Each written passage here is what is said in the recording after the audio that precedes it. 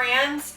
Today, Jonboy is going to teach us how to make our own pickling spice. Now, I know this is going to be something you're going to want to have for this summer, this canning season, but I want to talk to you just a second about why on earth you would want to make your own when you can buy this at the store.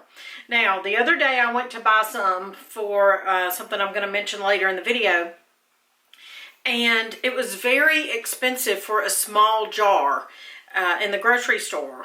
And I don't know, it was several dollars, lots of dollars, 12 or something insane.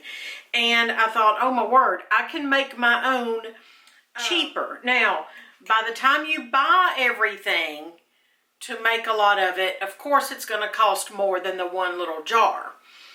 But you can make it in bulk, you can keep it, you can seal it or what have you.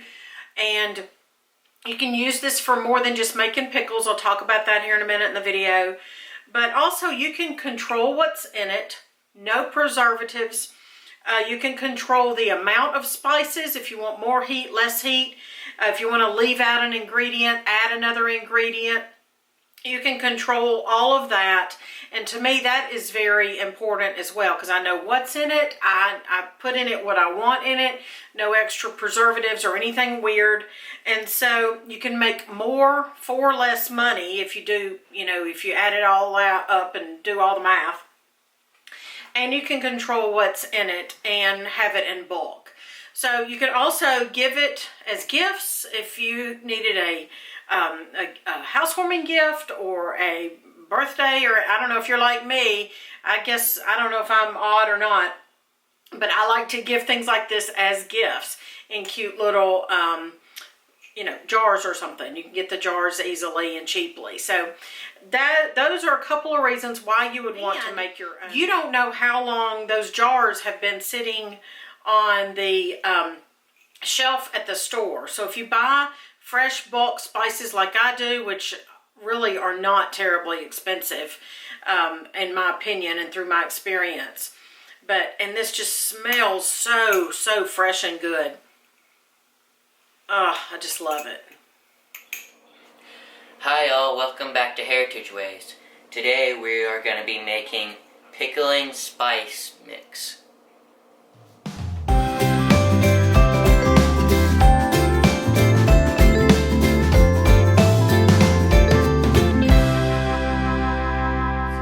So I'm Jonboy, and I've been wanting to learn to cook. So Miss Katie's here, and Miss Katie, you can call me Mama on film.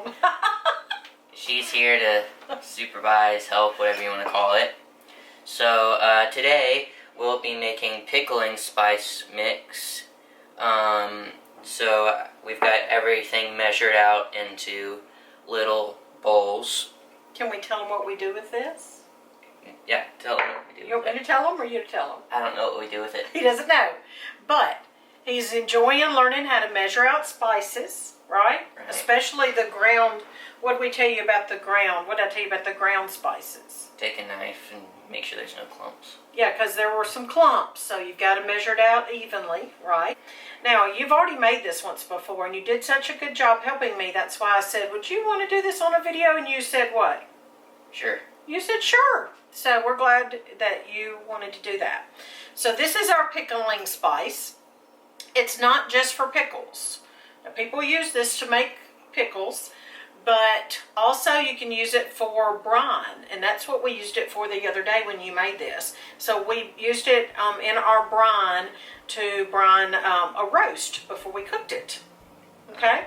And remember, I used that leftover roast and the broth to make hash that y'all ate over biscuits. Did you like it? We did. It's tasty. All right, so tell us. I'll just be here if you need some help, since this is your first time to do this for our friends. But you want to tell us what we have here?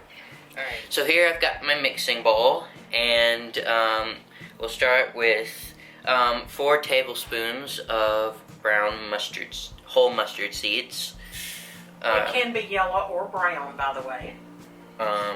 Whole allspice berries, 2 tablespoons, and then we've got 2 tablespoons of dill seed, That will pour into there.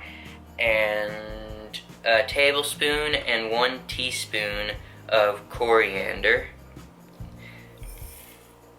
And then 1 tablespoon of our red pepper flakes. You can do more or less, it depends on how hot you want your mix to be. 2 tablespoons of ground ginger. Alright, so here we're doing 4 cinnamon sticks that need to be broken up. So we have the 4 cinnamon sticks in the mortar and break them up a couple times. And then we've got 15 cloves. You want to break them up, you don't really want to crush them. So, do that right now. I can smell the cinnamon now that I've broken it up. So, we're gonna put it back in the bowl. There we go, and get all of it in there. So 4 more bay leaves, but if they're already broken up, I did 3 pinches, so we'll put those in there. And you do need to break them up if they're not already broken up. So now we just need to mix it all together.